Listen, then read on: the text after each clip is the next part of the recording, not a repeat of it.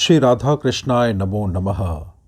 सर्वप्रथम मैं भगवान श्री राधा गोविंद के चरण कमलों की वंदना करता हूँ। आप सभी भक्तजनों को भी सादर नमस्कार करता हूँ। श्री भक्तमाल नामक ग्रंथ से आज हम भगवान के श्रेष्ठ भक्त वैष्णव भक्त शिरोमणि श्री नरसिंह मेहता जी के भक्ति जीवन चरित्र कथा का श्रवण करने वाले हैं। श्री नरसिंह जी संपूर्ण संसार में प्रसिद्ध भक्त हुए, जिन्होंने गुजरात प्रांत को पावन किया। उस समय गुजरात के निवासी महास्मर्थ थे, भक्ति भजन को बिल्कुल नहीं जानते मानते थे। छाप और कंठी तिलकधारी किसी वैष्णव को देखकर उसकी बड़ी निंदा करते थे। ऐसे देश कुल एवं वायुमंडल में उत्पन्न होकर भी श्री नरसिंह जी वैष्णव भक्त शिरोमणि हुए। उसर के समान उस देश को सुंदर हरा भरा भक्ति रस से परिपूर्ण सरोवर बना दिया, देश के दोषों को नष्ट कर दिया। आपने अनेक स्थानों पर भक्तिपूर्ण चमत्कार दिखलाए, जिसमें रस की रीतियों का संपूर्ण रूप से संगम होता है। ऐसी माधुर्य रसमयी भक्ति को आपने हृदय में धारण किया। भक्त शिरोमणि श्री नरसिंह मेहता जी के भक्ति जीवन चरित्र की कथा इस ग्रंथ में इस प्रकार से वर्णित है। भक्तवर श्री नरसिंह जी गुजरात प्रांत के जूनागढ़ नगर के निवासी थे। 5 वर्ष की अवस्था में आपके पिता माता का स्वर्गवास हो गया। घर में एक भाई वंशीधर और भाभी थी। वे अति ही क्रोधी स्वभाव की थी। किसी दिन आप इधर उधर घूम फिर कर आए और भाभी से पीने के लिए जल मांगा। वे मन ही मन जल भून गई और बोली, तुम बड़ी भारी कमाई करके आए हो ना, इसलिए तुम्हें जल पिलाए बिना कैसे काम बनेगा। अपने आप जल लाकर पियो। भाभी ने जब इस प्रकार का जवाब दिया तो घोर अपमान का अनुभव करके श्री नरसिंह जी बिना जल पिए ही घर से निकल चले और जंगल में जाकर एक भगवान शिव के मंदिर में जाकर पड़ गए। मानो आपने शिव के शरण में जाकर अपना दुख निवेदन किया और स्थिर चित्त से आपने शिव का ध्यान किया। श्री शंकर जी के मंदिर पर बिना कुछ खाए पिए पड़े पड़े 7 दिन बीत गए। तब शिव जी ने विचार किया कि यदि कोई आदमी किसी शूद्र या गरीब के द्वार पर जाकर पड़ जाता है तो वह भी उसकी खबर लेता है, दुख दर्द को पूछता है, फिर मैं तो देवादेव महादेव हूँ, मुझे इसकी खबर लेनी चाहिए। ऐसा विचार कर भगवान शंकर ने प्रथम तो नरसिंह जी के भूख प्यास को सर्वथा दूर कर दिया। उसके बाद साक्षात प्रकट होकर दर्शन देकर बोले, वत्स वर मांग लो। श्री नरसिंह जी ने कहा, प्रभु मैं वर मांगना नहीं जानता हूँ, फिर भी यदि आप देना चाहते हैं तो सोच समझकर वह वस्तु दीजिए जो आपको सबसे अधिक प्यारी है। यह सुनकर भगवान शिव सोच विचार में पड़ गए और कहा कि मेरा जो प्रिय वस्तु है उसका रहस्य तो मैं अपनी प्राणप्रिया श्री पार्वती जी से भी कहने में डरता हूँ और वेद नीति कहकर उसका वर्णन करते हैं। अब यदि कदाचित इसे अपनी प्रिय वस्तु नहीं देता हूँ तो मेरा वर मांगो यह बोलना झूठा पड़ जाएगा। ऐसा विचार कर श्री शंकर जी उन्हें अपना श्री कृष्ण प्रेम प्रदान किया और श्री नरसिंह जी को सुंदर सखी स्वरूप प्रदान कर स्वयं भी त्रिलोचना सखी रूप धारण कर साथ साथ नित्य श्री वृंदावन धाम में आए। वहाँ दिव्य बहुमूल्यवान अनेक प्रकार के मन्यों से जड़े हुए रासमंडल पर अगणित व्रज गोपियों के मध्य श्री राधा श्याम सुंदर का दिव्य दर्शन शिव जी ने श्री नरसिंह जी को कराया। श्री नरसिंह जी ने देखा कि स्वर्णमय रासमंडल रंग बिरंगे हीरों से जड़ा हुआ है। व्रज गोपियों के मध्य प्रिया प्रियतम दोनों विचित्र गतियों में नृत्य कर रहे हैं। गान तान की अद्भुत ध्वनि छाई हुई है। लाल जी ताली बजाकर ताल लगा रहे हैं और नृत्य एवं राग की सुंदर गति ले रहे हैं। ग्रीवा का झुकना और हिलना, उंगलियों को मोड़कर मुद्राएं बनाना अत्यंत मनमोहक था। श्रीमुख से निकलता हुआ गायन का मधुर स्वर सुनकर कानों को तृप्ति होती थी। मृदंग और मोचंग आदि बाजे गायन के साथ साथ बज रहे थे। नृत्य करते हुए प्रिया प्रियतम के प्रत्येक अंग में शोभा की लहरें उठ रही थी। वे मानो परिकर प्रेमियों को नवीन प्रेम जीवन प्रदान कर रही थी। भगवान शिव ने श्री नरसिंह अली को मशाल दिखाने की सेवा प्रदान की। यह प्रिया प्रियतम की शोभा सुंदरता को देखकर निहाल हो गई। इसी बीच नंदलाल जी की दृष्टि इनके ऊपर पड़ी तो आपने जान लिया कि यह तो कोई नई सखी आज रास में आई है। श्री ठाकुर जी ने अनुमान करके जान लिया कि यह शिव जी की रंगीली सहचरी है। श्री शंकर जी ने मीठी मुस्कान और नेत्रों के संकेत से जनाया कि ये मेरे साथ आई है। आप कृपया अपने परिकरों में सम्मिलित कर ले। रास विलास का दर्शन कराकर श्री शिवजी चाहते थे कि अब मैं यहाँ से इन्हें ले जाऊं, परंतु श्री नरसिंह अली जी चाहती थीं कि मैं अपने प्राणों को न्यौछावर कर दूं। तब श्री ठाकुर जी ने कुछ समीप आकर श्री नरसिंह जी को समझाया कि तुम यहाँ से जाओ और मेरे इस विहारी रूप का सर्वदा ध्यान करते रहना। जब यहाँ तुम मेरा स्मरण करोगी तब तहाँ ही प्रकट होकर मैं तुम्हें दर्शन दूंगा। साथ ही भगवान ने कीर्तन करने के लिए करताल प्रदान किया। श्री रास बिहारी जी की आज्ञा मानकर आंख बंद करने पर श्री नरसिंह जी अपने ग्राम को वापस लौट आए और अलग निवास बनाकर भजन करने लगे। परंतु पुनः रास बिहार लीला के दर्शन करने की चटपटी इनके मन में लगी ही रहती थी। कुछ दिन बाद एक ब्राह्मण की पुत्री मणिक गौरी से आपका ब्याह हो गया। उससे 2 पुत्रियां कुंवर बाई, रतन बाई और एक पुत्र श्यामल दास हुए। गृहस्थ आश्रम में रहते हुए भी आपने संसार में श्री हरि भक्ति का खूब प्रचार प्रसार किया। बहुत से संत महात्मा आपके यहाँ नित्य ही आते जाते रहते थे। उनकी सद्भाव पूर्वक सेवा करके आप उन्हें अपार सुख प्रदान करते थे। नित्य हरिनाम लीलाओं का संकीर्तन करते हुए आप भक्त भगवान को प्रसन्न करते थे। श्री ठाकुर जी को पधराकर उनके नित्य नियम से वैष्णव विधि के अनुसार सेवा करते थे। श्री नरसिंह जी के ऐसे पवित्र आचरणों से इनकी महिमा बढ़ी। इससे जितने विप्र जाति के लोग थे उन्होंने अपने मन में बड़ा द्वेष माना और क्रोधवश अनेक प्रकार के उपद्रव करके श्री नरसिंह जी के भजन में बाधा करने लगे, क्योंकि नरसिंह जी का भजन कीर्तन उन्हें उपद्रव सा प्रतीत हो रहा था। वे अपने मन में जरा भी विचार नहीं करते थे कि नरसिंह जी भक्त हैं। इधर परम विवेकी श्री नरसिंह जी श्री श्याम सुंदर की रूप माधुरी के सागर में निरंतर डूबे रहते थे। एक बार की बात है, तीर्थ यात्रा करते हुए कुछ साधु संत जूनागढ़ पहुंचे और बाजार जाकर पूछने लगे कि यहाँ कोई ऐसा महाजन है क्या जो हमें हुंडी लिख दे, क्योंकि मार्ग में लुटेरों का भय है। हमको द्वारका जाना है। जो लोग श्री नरसिंह जी से द्वेष करते थे उन्होंने उनसे कहा कि यहाँ के सबसे बड़े प्रसिद्ध महाजन नरसिंह जी हैं, उन्हीं की हुंडी चलती है। ऐसा कहकर उन दुष्टों ने साथ जाकर श्री नरसिंह जी का घर बतला दिया। श्री नरसिंह जी ने संतों को छाती से लगा लिया और विनती करते हुए बोले, मेरे बड़े भाग्य है जो आप लोगों ने आकर दर्शन दिए। आप लोग आज्ञा दे, मेरा सर्वस्व आप पर न्यौछावर है।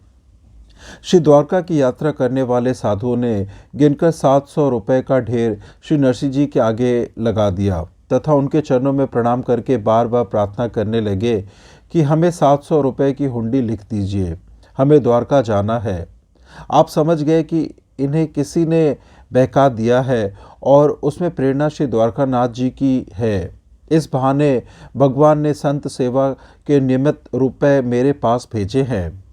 यह विचार कर श्री नरसिंह जी ने उन संतों की इच्छा पूर्ति की और हुंडी लिख दी तथा कहा कि हमारे महाजन श्री शावल शाह जी बड़े उदार हैं, उन्हीं के हाथ में आप हुंडी दीजिएगा और उनसे हुंडी के रुपए लेकर निशंक होकर कार्य कीजिएगा।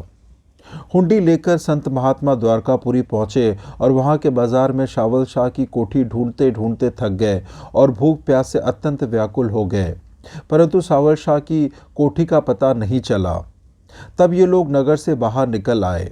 आशा टूट गई, अतः अपार दुख सागर में डूब गए।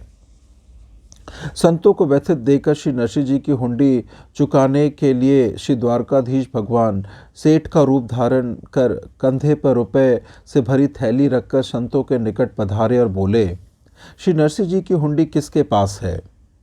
जिसके पास हो वह आकर अपने रुपए गिनकर ले ले। संतों ने कहा, अजी सेठ जी, हम लोग आपको बाजार में ढूंढ ढूंढ कर हार गए पर आप नहीं मिले। शावल शाह बोले, आपको रुपए देने में इतना विलंब हुआ, अतः हमें भी लज्जा लग रही है। विलंब का कारण यह है कि मैं बाजार में नहीं मिलता हूँ। मेरा निवास एकांत में है और इस बात को कोई कोई भगवान के भक्त ही जानते हैं। ये लीजिए अपने रुपए और उनसे अपना कार्य कीजिए। यह कहकर भगवान ने हुंडी लेकर रुपए दे दिए और उसके उत्तर में चिट्ठी लिखी कि मेरे पास रुपयों की कमी नहीं है। आप बार बार हुंडी लिखकर भेजा करें। संत जन द्वारकापुरी का दर्शन करके लौटे और श्री नरसिंह जी को शावल शाह की चिट्ठी दी। उसे पाकर श्री नरसिंह जी प्रेमानंद में डूब गए और उन्होंने संतों को गले से लगा लिया। श्री नरसिंह जी ने संत महात्माओं से कहा कि आप लोग यह बतलाइए कि शावल शाह जी आपको मिले या नहीं। उन संतों ने कहा, हाँ मिले और बड़े प्रेम से मिले। श्री नरसिंह जी ने शावल शाह के नाम हुंडी लिख दी थी और उसके जो रुपए थे उनसे आपने संतों का भंडारा कर दिया। संतों के प्रति श्री नरसिंह जी का ऐसा सद्भाव था। अतः श्री द्वारकाधीश जी ने उनके सभी कार्यों मनोरथों को पूरा किया। श्री नरसिंह जी की लड़की ससुराल में थी, उन्हें लड़का हुआ था। लोक रीति के अनुसार इन्हें उपहार देना चाहिए, पर इनके पास कुछ ना था, अतः ना दे सके। लड़की की सास नित्य ही गालियां बकती। सास के वचन जब असह्य हो गए तब उस लड़की ने अपने पिता को कहला भेजा कि मेरी सास ताने मारती है, गाली देती है, इससे मेरी छाती जलती रहती है। यदि आपके पास कुछ देने के लिए हो तो आप आकर दे जाइए। अपनी लड़की का संदेशा पाकर श्री नरसिंह जी एक टूटी सी बैलगाड़ी में 2 बूढ़े बैलों को जोतकर जहाँ पुत्री ब्याही थी उस नगर के किनारे पहुँच गए। इनके आगमन का समाचार एक ब्राह्मण ने जाकर इनकी कन्या से कह दिया। पिताजी का आगमन सुनते ही वह आई, परंतु जब उसने देखा कि गाड़ी में कुछ उपहार कोई सामान नहीं है तो उसका मुख उदास हो गया। उसने कहा, पिताजी यदि आपके पास देने के लिए एक पैसा या एक वस्तु ना थी तो फिर ना आते, वही ठीक था। श्री नरसिंह जी ने कहा, बेटी तुम अपने मन में चिंता न करो, जाकर अपनी सास से कह दो कि जिन जिन चीज़ों की जितनी जितनी ज़रूरत हो उन सबको एक कागज़ में लिख दे।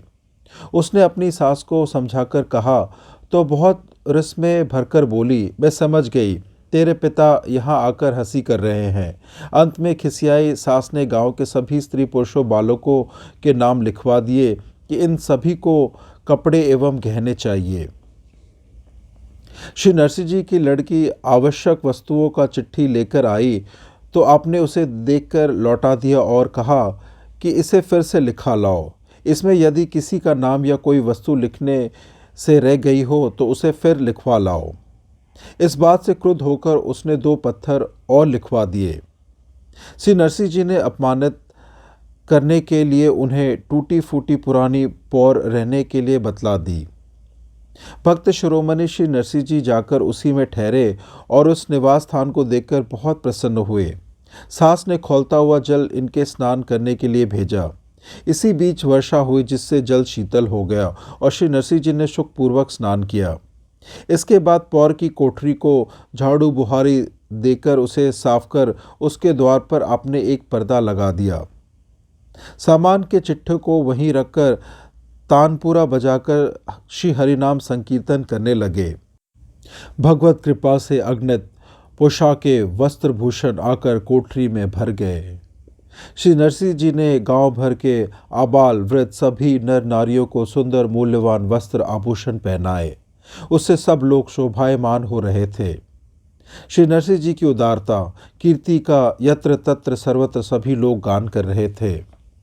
बड़ा भारी आश्चर्य तो हुआ कि उस चिट्ठी में लिखी सोने चांदी की 2 शिलाएं भी आई और समधि समाधिन के लिए विशेष भेंट के रूप में प्रदान की गई। संयोगवश एक स्त्री का नाम भानीबाई सूची में लिखने से रह गया था। उसे पहनावा नहीं मिला। उसने दूर से लेना स्वीकार नहीं किया और कहा कि जिसने सब स्त्री पुरुषों को वस्त्र भूषण पहनाए हैं, मैं भी उसी के हाथ से लूँगी। श्री नरसिंह जी की कन्या ने अपने पिता से प्रार्थना की कि इसे भी पहनवा दीजिए, जिससे कि मेरी लज्जा रह जाए। श्री नरसिंह जी ने प्रभु से प्रार्थना की तो भगवान फिर आए, वस्त्र आदि देकर उसकी कामना पूर्ण की। अपने पिताजी के प्रभाव को देखकर उनकी पुत्री अपने अंग में फूली नहीं समाती थी। अपने पति, सास, ससुर आदि को भुलाकर वह अपने पिता के साथ अपने घर को चली आई। श्री नरसिंह जी के कुंवर सेना और रत्न सेना नामक 2 पुत्रियां थीं। वे दोनों भगवत भक्ति में मग्न होकर अपने घर में ही रही। एक तो विवाह के बाद छूछक का प्रभाव देखकर पति आदि को त्याग कर घर चली आई और दूसरी ने तो विवाह ही नहीं किया। किसी दिन गा बजाकर जीविका चलाने वाली दो स्त्रियां जूनागढ़ शहर में आई और यत्र तत्र उन्होंने लोगों को अपना कलात्मक गान सुनाया। वे सारे नगर में घूमी, परंतु उन्हें धन की प्राप्ति नहीं हुई। उन्हें निराश देखकर किसी ने श्री नरसिंह जी का नाम पता बतला दिया। वे दोनों श्री नरसिंह जी के द्वार पर आकर गाने लगी। तब आपने उन्हें समझाकर कहा कि यहाँ तुम्हें थोड़ा भी धन नहीं मिलेगा, इससे तुम्हारा मन दुखित होगा। यदि कदाचित तुम्हें भगवत प्रेम प्राप्त करने की इच्छा हो तो सिर मुड़वाकर विरक्त शिक्षा दीक्षा लेकर भगवत धारण करो। इनकी शिक्षा मानकर दोनों नरसिंह जी के यहाँ ही रहने लगी और भजन कीर्तन सत्संग के प्रभाव से उन्हें भगवत प्रेम की प्राप्ति हो गई। दोनों उसका रसवादन करने लगी। श्री नरसिंह जी की दोनों पुत्रियां और दोनों गायिकाएं मिलकर एक साथ रहने लगी। प्रेम भक्ति के रंग में रंगकर चारों साथ साथ हरिनाम गुण संकीर्तन करती और भावों को बता बताकर नृत्य करती। इससे सबको बड़ा आनंद आता। परंतु इस नृत्य गान को देखकर सालंग नाम के राजमंत्री, जो श्री नरसिंह जी के मामा भी लगते थे, उन्होंने राजा से इसकी निंदा करते हुए कहा कि बड़ा अनुचित धर्म के विपरीत काम हो रहा है। मेरा भांजा नरसिंह स्त्रियों को एकत्र करके उनके साथ नाचता है। राजा से उचित कार्रवाई का आदेश लेकर सालंग ने बड़े बड़े पंडितों और दंडधारी सन्यासों की सभा बुलाई और लोभ देकर उनसे कहा कि आप लोग नरसिंह जी के शास्त्रार्थ करके उसका भांडा फोड़ कीजिए। शास्त्र विरुद्ध अधर्मी सिद्ध करके हम उसे अपने राज्य से बाहर निकाल देंगे। राजा की आज्ञा से 4 सिपाही आए और नरसिंह जी से बोले, आप राज दरबार में चलिए, राजा साहब ने आपको बुलाया है। वहाँ पंडितों की सभा में आपसे कुछ शास्त्र विचार करना है। यह सुनकर श्री नरसिंह जी उन चारों लड़कियों को साथ ले भगवत प्रेम में मग्न हो श्री हरिनाम संकीर्तन करते हुए नाचते गाते हुए राज दरबार में पहुँचे। राजसभा में उपस्थित पंडितों ने आपसे पूछा कि आप इन तरुणी स्त्रियों के साथ नाचते गाते हैं, उन्हें साथ लिए फिरते हैं, यह भजन साधना की कौन सी रीति है? श्री नरसिंह जी ने कहा, आप लोगों ने वेद शास्त्र पढ़े हैं, परंतु पढ़ लिखकर भी आप भगवत भक्ति की गंध से दूर है। आप लोगों को मालूम होना चाहिए कि भजन सत्संग में स्त्री पुरुषों का एकत्र होना कदापि निंदनीय नहीं है। श्री नरसिंह जी के सच्चे उत्तर से विरोधी पंडित मौन हो गए। इसी बीच सभा में उपस्थित एक भक्त ब्राह्मण ने कहा, राजन, जब ये अपनी बेटी के यहाँ छूछक देने गए थे, उस समय मैंने अपनी आंखों से इनका प्रभाव देखा था। ऐसा कहकर उसने उमंग में भरकर छूछक की कथा विस्तार पूर्वक वर्णन की। इसे सुनकर राजा बहुत प्रभावित हुआ और नरसिंह जी के चरणों में गिर पड़ा और प्रार्थना करता हुआ बोला, आप अपने घर को जाइए और सुखपूर्वक रहिए। आपने सर्वेश्वर प्रभु को अपने वश में कर रखा है, उन्हीं की भक्ति भाव में सर्वदा निमग्न रहिए। भक्त श्रेष्ठ श्री नरसिंह जी भगवान के मंदिर में श्री विग्रह के समक्ष जब सुंदर केदारा राग बड़े उत्साह के साथ गाते थे, तो उस समय भगवान के कंठ की फूल माला अपने आप टूटकर रसिक शेखर के वक्षस्थल पर आ जाती थी। आशीर्वाद प्रसाद रूप माला को अपने हृदय में धारण करके श्री नरसिंह जी कृतार्थ होते थे और उनसे द्वेष करने वाले भगवत विमुख अपने स्वभाववश दुख पाते थे। द्वेषी दुष्टों ने जाकर राजा को सिखाया पढ़ाया कि नरसिंह की भक्ति का जो प्रभाव चारों ओर फैला है, उसमें सच्चाई कुछ भी नहीं है। नरसिंह कच्चे डोरे में फूलों की माला फुवाकर भगवान को पहनाता है। वो अपने आप फूलों के भार से टूट जाती है और प्रचार यह किया जाता है कि केदारा राग पर रीझकर भगवान देते हैं। राजा की माता भगवत भक्ता थी, उन्हें भगवत भक्तों में विश्वास था, इसलिए उन्होंने अपने पुत्र राजा से कहा, तुम इन विमुखों की बातों को बिल्कुल ना सुनो और ना ध्यान दो। परंतु अहंकारी राजा ने माताजी की बात नहीं मानी। एक दिन राजा उस मंदिर में गया जहाँ श्री नरसिंह जी केदारा राग गाकर माला प्रसाद प्राप्त करते थे। उसने बहुत मजबूत रेशम मंगवाई और बंटवाकर उसका डोरा बनवाया। फिर उसमें फूलों को गुथवाकर माला बनवाई। उसे भगवान को धारण करवाकर कहा कि अब केदारा राग गाइए, सब मालूम पड़ जाएगा। श्री नरसिंह जी ने नित्य नियम के अनुसार स्वरों को साधा, केदारा राग को छोड़कर दूसरे दूसरे राग गाए, परंतु माला टूटकर नहीं गिरी। श्री नरसिंह जी के लगातार गाने पर भी माला नहीं टूटी। तब शिकायत करने वाले विमुख लोग मन ही मन बड़े प्रसन्न हुए। इधर श्री नरसिंह जी नई नई भाव भरी उक्तियों के द्वारा उलाहना देते हुए श्री प्रभु के सामने कहने लगे, आप निश्चिंत होकर अपने गले में माला धारण किए रहिए और भक्तों को मार खाने दीजिए, मरता है तो मरने दीजिए। वस्तुतः बात यह थी कि श्री नरसिंह जी जिस नगर में रहते थे उसमें धरणीधर नामक एक साहूकार था। नरसिंह जी उसके पास केदारा राग गिरवी रख आए थे। उसने 2 ब्याह किए थे। उन 2 स्त्रियों में बड़ी वाली भगवत भक्ता थी। उसने आपसे बार बार प्रार्थना की कि मुझे भी श्री श्याम सुंदर के दर्शन करा दीजिए। श्री नरसिंह जी ने कहा, बहुत अच्छा, ऐसा ही होगा। श्री नरसिंह जी की इस बात को सत्य करने के लिए भगवान स्वयं श्री नरसिंह जी का रूप धारण करके उस साहूकार के घर गिरवी रखे हुए केदारा राग को छुड़ाने के लिए गए। उसके द्वार पर जाकर आपने पुकारा, किवाड़ खोलो। साहूकार की भक्ता स्त्री ने उठकर किवाड़ खोले और उसने श्री नरसिंह रूपी भगवान का दर्शन किया। साहूकार चद्दर से मुंह ढककर सो रहा था। उसकी स्त्री ने कहा, श्री नरसिंह जी पधारे हैं, रुपए ले लो और कागज दे दो। उसने कहा, तुम्हें रुपए लेकर उस कागज को वापस कर दो। उस भक्ता स्त्री ने रुपए ले लिए और कागज लौटा दिया। इस प्रकार भगवान ने गिरवी रखे हुए केदारा राग को रुपए देकर छुड़ाया और रुपए की रसीद तथा गिरवी पत्र लाकर श्री नरसिंह जी की गोदी में डाल दिया। उसे देखकर ये अत्यंत प्रसन्न होकर उमंग पूर्वक केदारा राग गा उठे। उसे सुनकर श्री श्याम सुंदर अपने सिंहासन से उठे। नुपुरों की झन झन ध्वनि करते हुए श्री प्रभु ने श्री नरसिंह जी को पुष्पहार पहना दिया।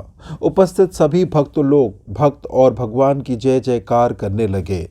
इस प्रत्यक्ष चमत्कार को देखकर राजा इनके श्री चरणों में लिपट गया और उसने अपने हृदय में भगवत भक्ति के भाव को दृढ़ता से धारण किया। इससे द्वेषी दुष्ट बहुत लज्जित हुए। एक ब्राह्मण ने अपनी कन्या की सगाई करने के लिए अपने पुरोहित को भेजा। उसने बहुत से ब्राह्मण बालक देखे, परंतु उसे कोई पसंद नहीं आया। इसी बीच किसी ने उसे बताया कि श्री नरसिंह जी के भी एक सुंदर बालक है, उसे भी देख लो। उसे देखते ही पुरोहित जी उस पर रीझ गए। तुरंत ही उन्होंने झोली से अक्षत निकाल कर तिलक कर दिया। श्री नरसिंह जी ने कहा, लड़की के पिताजी तो धनी मानी एवं प्रतिष्ठित व्यक्ति हैं, इसलिए मैं उनसे विवाह करने योग्य नहीं हूँ। उस पुरोहित ने कहा, अजी श्री भक्त जी, आप कैसी बात करते हैं? आप तो सब प्रकार से योग्य है और श्रेष्ठ है। मैंने समझ बूझकर तिलक करके मदन मेहता जी की कन्या से संबंध पक्का कर दिया, परंतु जब ब्राह्मण ने अपने यजमान से यह बात बताई तो सुनते ही उसने माथा ठोककर कहा, अरे वह तो तालकूटा निर्धन ब्राह्मण है। तुमने मेरी पुत्री को कुएं में डुबो दिया। शीघ्र जाओ और तिलक को लौटा लाओ। मुझे उस लड़के के साथ अपनी कन्या का विवाह नहीं करना है। यह सुनकर पुरोहित को महान कष्ट हुआ। पुरोहित जी ने अपने यजमान से कहा, पहले आप मेरे दाहिने हाथ के अंगूठे को काटकर फेंक दीजिए। उसके पश्चात आप यह कहिए कि तिलक को लौटा लाओ। आप जरा सोचिए तो, जब मैंने सोच विचार कर तिलक कर दिया, फिर अब कैसे कहूँगा कि वापस कर दो? लड़की के माता पिता आदि सभी अत्यंत दुख में भरकर बोले, हम समझ गए, इस लड़की के भाग्य ही ऐसे हैं। अब तो लड़की को सुखी करने का यही एक उपाय है कि जब वे बारात लेकर विवाह करने आएंगे तब हम उन्हें बहुत सा धन दहेज में दे देंगे। कुछ दिन बाद जब लग्न पत्रिका का भेजने का समय आया तब पुरोहित जी ने लिखकर उसे लाकर श्री नरसिंह जी को दे दिया। आपने उसे देखा भी नहीं और उसे एक ओर डाल दिया। दैनिक नियम अनुसार करताल बजाकर कीर्तन करने लगे। विवाह को अब केवल 4 दिन शेष रह गए। तब भी श्री नरसिंह जी को उसकी कुछ भी चिंता नहीं थी। तब भगवान श्री कृष्णचंद्र जी श्री रुक्मणी जी के साथ पधारे। प्रेम से विभोर होकर आप दौड़कर श्री भगवान से मिले और श्री चरणों में दंडवत प्रणाम किया। श्री रुक्मणी जी के समेत भगवान श्री कृष्ण के आते ही विवाह उत्सव की चहल पहल आरंभ हो गई। जहां तहां विविध प्रकार के व्यंजन बनने लगे, महिलाएं मंगल गान करने लगी, घोड़ी पर वर को चढ़ाकर नगर में भ्रमण कराया गया। उसके बाद ज्योनार हुई, जिसमें असंख्य मनुष्यों ने आकर खूब अच्छी तरह से भोजन किया। सामान घट जाए, नरसी की हंसी हो जाए, इस विचार से ब्राह्मण लोग भोजन करके पारस के नाम पर गठरियों को बांधकर ले जाने लगे। परंतु सभी वस्तुएं भंडार में इतनी भरी थी कि उनमें समाती नहीं थी। इसके बाद मुक्तामणि, रत्नजटित हाथी, घोड़ा, ऊंट, रथ और पालकी की आदि वाहनों से युक्त श्री नरसिंह जी की बारात ने सज धज कर प्रस्थान किया। जब बारात चल पड़ी, तब श्री ठाकुर जी ने श्री नरसिंह का हाथ पकड़कर कहा कि आप बारात के साथ चलो, मैं गुप्त रूप से सब प्रकार से देखभाल करता हुआ चलूंगा। श्री नरसिंह जी ने कहा, प्रभु तुम जानो और तुम्हारा काम जाने, जो चाहो सो करो। मुझे तो आनंद इसमें है कि आपके सुंदर स्वरूप को हृदय में धारण कर लूं और कमर कसकर हाथ में करताल लेकर आपके गुणानुवाद गाऊं। तब भगवान ने विचारा कि इनसे कुछ होने वाला नहीं है, अतः संपूर्ण कार्यभार अपने ऊपर ले लिया। बारात चढ़कर समधी के गांव पहुंच गई। चारों ओर यत्र तत्र सर्वत्र बाराती लोग शिविर लगाकर ठहर गए। इसी बीच जिसने सगाई की थी वह पुरोहित बारात देखकर आ गया। वह अपने मन में फूला नहीं समा रहा था। प्रेम विहल होकर वह यजमान से बोला, आपके पास जितनी राशि है उसे बारात के घोड़ों की घास का भी पूरा नहीं पड़ने वाला है। जा करके देखिए, नगर के चारों ओर बारात ही बारात भरी हुई है। बारात का विचित्र विवरण पाकर बेटी का बाप ही बारात देखने गया। देखकर उसका सब अभिमान दूर हो गया। उसने पुरोहित का आश्रय लिया और बार बार प्रार्थना की कि आप कृपा करके मेरी लाज रख लीजिए, मैं आपकी शरण में हूँ। पुरोहित ने उससे कहा, आप सद्भाव पूर्वक श्री नरसिंह जी के श्री चरणों को पकड़ लीजिए और मुझ पर दया कीजिए। ऐसी उनसे प्रार्थना कीजिए तो सब काम बन जाएगा, दूसरा कोई मार्ग नहीं है। यह सुनकर आंखों में आंसू भरकर श्री नरसिंह जी के चरण कमलों में पड़कर कन्या के पिता ने प्रार्थना की, प्रभु मुझ पर कृपा कीजिए। श्री नरसिंह जी ने छाती से छाती लगाकर मिले और श्री श्याम सुंदर के मुखचंद्र का दर्शन कराया और कहा, आप अपना भार इन्हें सौंपकर निश्चिंत हो जाइए। भगवान श्री कृष्ण ने कन्या पक्ष का सारा कार्यभार श्री बलराम जी को सौंप दिया। बड़े समारोह के साथ श्री नरसिंह जी के पुत्र का विवाह हुआ। घराती बराती सभी भक्ति भाव में विभोर हो गए। ऐसे थे भगवान के महान भक्त, वैष्णव भक्त शिरोमणि महान संत श्री नरसिंह मेहता जी। उनको मैं साक्षात नमन और दंडवत प्रणाम करता हूँ। इस प्रकार से यह कथा यहीं संपूर्ण होती है। कथा श्रवण करने के लिए और अपना बहुमूल्य समय देने के लिए आपको धन्यवाद। श्री राधा कृष्णाय नमो नमः।